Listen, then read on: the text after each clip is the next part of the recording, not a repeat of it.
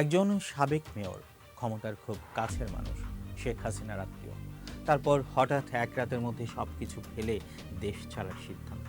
সঙ্গে কোটি কোটি টাকা, গোপন যাত্রাপথ, সীমান্ত পেরিয়ে পালানো, বিদেশে অর্থ পাঠানোর অভিযোগ, আর শেষ পর্যন্ত যুক্তরাষ্ট্রে নতুন জীবন।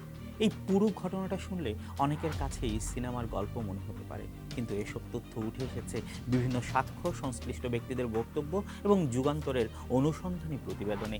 তবে মনে রাখতে হবে, এসব অভিযোগের অনেকগুলোরই এখনো বিচারিকভাবে চূড়ান্ত নিষ্পত্তি হয়নি এবং দুদকও বিষয়গুলোর তদন্ত করছে। সময়টা ২০২৪ সালের আগস্ট। দেশ জুড়ে ছাত্র জনতার আন্দোলন তীব্র থেকে তীব্রতর হচ্ছে। ৪ আগস্ট বরিশালেও সংঘর্ষ হয়। ওই দিন বিক্ষোভের মধ্যে গুলি চলার ঘটনাকে কেন্দ্র করে গণপিটুনিতে মারা যান বরিশাল মহানগর আওয়ামী লীগের নেতা টুটুল চৌধুরী। এই ঘটনার পর থেকেই ভয় পেয়ে যান বরিশাল সিটি কর্পোরেশনের তৎকালীন মেয়র সেরনিয়াবাদ খোকন আবদুল্লাহ। এমনটাই দাবি করছেন তার ঘনিষ্ঠ কয়েকজন। সেদিন রাতেই আলেকান্দার ভাড়া বাসায় তিনি ডেকে পাঠান আওয়ামী লীগের কয়েকজন নেতা, একজন তৎকালীন ওয়ার্ড কাউন্সিলর এবং যুবলীগের ২ নেতাকে। দীর্ঘ আলোচনার পর সিদ্ধান্ত হয় বরিশাল আর নিরাপদ নয়, শহর ছাড়তেই হবে। কিন্তু সবচেয়ে অবাক করা বিষয় হলো, সিদ্ধান্ত সবাই মিলে হলেও বেরিয়ে যাওয়ার সময় কাউকে কিছু জানাননি তিনি। রাত প্রায় ৩টার দিকে অভিযোগ অনুযায়ী একটি বিশেষ বাহিনীর ২টি গাড়ি সামনে পেছনে নিরাপত্তা দিয়ে খোকন আবদুল্লাহ ও তার স্ত্রীকে বাসা থেকে বের করে নিয়ে যায়। তিনি চলে যাওয়ার অন্তত আধা ঘন্টা পর বিষয়টি জানতে পারেন বাসায় থাকা অন্য নেতারা। এরপর শুরু হয় পালানোর দ্বিতীয় অধ্যায়। বরিশাল থেকে সরাসরি খুলনায় গিয়ে ওঠেন নিজের শ্যালক মিঠুর বাসায়। কয়েকদিন সেখানে থাকার পর আশ্রয় নেন খুলনা বিএনপির এক প্রভাবশালী নেতার বাড়িতে।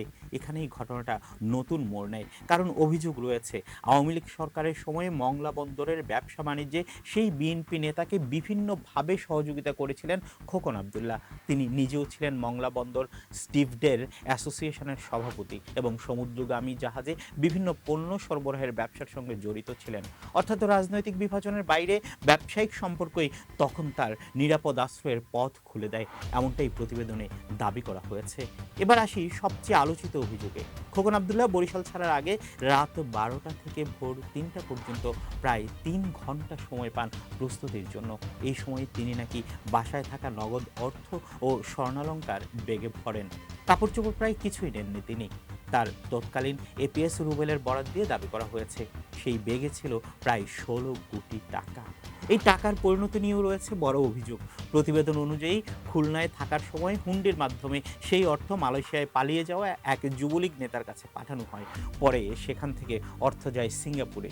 সেখানে তার ছেলে প্রত্যুষের নামে থাকা কয়েকটি কথিত কোম্পানির মাধ্যমে অর্থ স্থানান্তরের অভিযোগ রয়েছে, কারণ যুক্তরাষ্ট্রে বড় অঙ্কের অর্থ নিতে গেলে অর্থের উৎস নিয়ে কড়াকড়ি থাকে। তাই অর্থের উৎস আড়াল করতে বিভিন্ন দেশের মাধ্যমে অর্থ পাঠানো হয়েছে, এমন অভিযোগও প্রতিবেদনে এসেছে। তবে এখানেও নাকি বিপত্তি ঘটে। শেষ চালানের ১৬ কোটি টাকা পাঠানোর সময় প্রায় ৩ কোটি টাকা আত্মসাৎ করে মালয়েশিয়ায় থাকা সেই ব্যক্তি, এমন অভিযোগ করা হয়েছে। এ নিয়ে দুজনের মধ্যে বিরোধ হয়েছিল বলে প্রতিবেদনে উল্লেখ রয়েছে। কিন্তু এখানেই গল্প শেষ নয়। খুলনায় আত্মগোপনে থাকার সময়ও অভিযোগ অনুযায়ী বরিশাল সিটি কর্পোরেশনের প্রায় ২৭ কোটি টাকার বিলের চেকে ব্যাকডেটেড স্বাক্ষর করেন খোকন আবদুল্লাহ। চেকগুলো বরিশাল থেকে খুলনায় নিয়ে যাওয়া, স্বাক্ষর করিয়ে আবার ফিরিয়ে আনার দায়িত্বে ছিলেন তার তৎকালীন এপিএস রুবেল। এ কাজে সিটি কর্পোরেশনের প্রকৌশল ও হিসাব শাখার কয়েকজন কর্মকর্তাও সহযোগিতা করেছিলেন বলে প্রতিবেদনে দাবি করা হয়েছে। আরও গুরুতর অভিযোগ হলো, প্রতিটি বিলে স্বাক্ষরের আগে মোট বিলের ২০ থেকে ৪০% পর্যন্ত কমিশন নেওয়া হতো। এসব অভিযোগ অবশ্য এখনও আদালতে প্রমাণিত হয়নি। এরপর শুরু হয় দেশ ছাড়ার অভিযান। খুলনা থেকে কয়েকবার বিদেশে পালানোর চেষ্টা করেও ব্যর্থ হন তিনি। অবশেষে ২০২৪ সালের অক্টোবরের শেষ সপ্তাহে সিলেটের তামাবিল সীমান্ত দিয়ে ভারতের আসামে প্রবেশ করেন। সেখান থেকে যান গুয়াহাটি, তারপর বিমানে কলকাতা। কলকাতার নিউ টাউনের একটি ভাড়া বাসায় স্ত্রীকে নিয়ে প্রায় ১ মাস অবস্থান করেন। স্থানীয় সূত্রের দাবি, সেখানে পুরো ১ মাসের জন্য গাড়ি ও চালক ভাড়া করেছিলেন তিনি। এমনকি ৫ নভেম্বর কলকাতার একটি শপিং মলেও তাকে স্ত্রী সহ দেখা গেছে বলে প্রতিবেদনে উল্লেখ করা হয়েছে। এরপর লক্ষ্য একটাই, যুক্তরাষ্ট্র। খোকনের ছেলে প্রত্যুষ আগে থেকেই মার্কিন নাগরিক।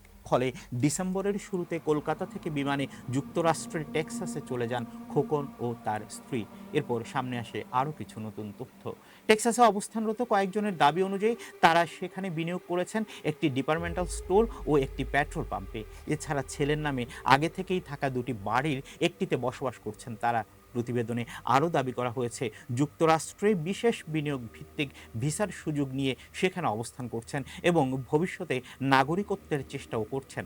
তবে এই দাবিগুলোর স্বাধীন সরকারি নিশ্চিতকরণ এখনও প্রকাশ্যে আসেনি। এদিকে খোকন আবদুল্লাহ সম্পর্কে তার সাবেক ঘনিষ্ঠদের বক্তব্য বেশ আলোচনায় এসেছে। তাদের দাবি তিনি মূলত শেখ পরিবারের ঘনিষ্ঠ হওয়ার কারণেই মেয়র হয়েছিলেন। মেয়র হিসেবে মাত্র 7 মাস দায়িত্ব পালন করলেও সেই সময়ে শত কোটি টাকা অবৈধভাবে অর্জনের অভিযোগ রয়েছে। অন্যদিকে আওয়ামী লীগের অনেক নেতার সঙ্গেও এখন তার কোনো যোগাযোগ নেই বলেও দাবি করা হয়েছে। সবচেয়ে গুরুত্বপূর্ণ বিষয় হলো এসব অভিযোগকে কেন্দ্র করে দুর্নীতি দমন কমিশন দুদক তদন্ত করছে। তদন্ত শেষ না হওয়া পর্যন্ত অভিযোগগুলোকে চূড়ান্ত সত্য হিসেবে দেখার সুযোগ নেই। আইনের দৃষ্টিতে যে কেউ তদন্ত ও বিচার শেষ হওয়ার আগ পর্যন্ত নির্দোষ হিসেবে বিবেচিত হন। এই পুরো ঘটনা আমাদের সামনে কয়েকটি বড় প্রশ্ন রেখে যায়। ক্ষমতার শীর্ষে থাকা ব্যক্তিরা কিভাবে অল্প সময়ে বিপুল সম্পদের মালিক হন? অর্থ পাচারের অভিযোগগুলো কতটা সত্য? রাষ্ট্রীয় ব্যবস্থার কোথায় কোথায় দুর্বলতা ছিল?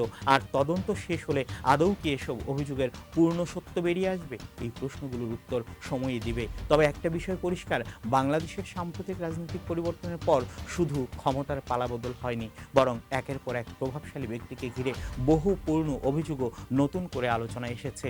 আর সেই তালিকায় বরিশালের সাবেক মেয়র সেরনিয়াবাদ খোকন আবদুল্লাহর নাম এখন সবচেয়ে আলোচিত নামগুলোর একটি।